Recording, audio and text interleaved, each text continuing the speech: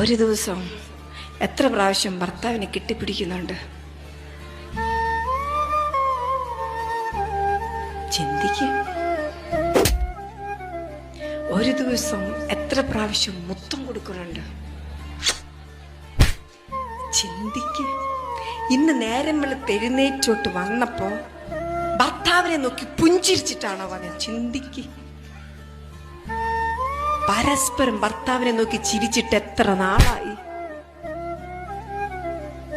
ഭർത്താവിന്റെ തെറ്റിൽ എവിടെയാണ് മുടി നരച്ചിരിക്കുന്നത് നിങ്ങൾ കണ്ടിട്ട് എത്ര നാളായി? എവിടേക്കാ മുടി നരച്ചിരിക്കുന്നത് നിങ്ങൾ കണ്ടോ?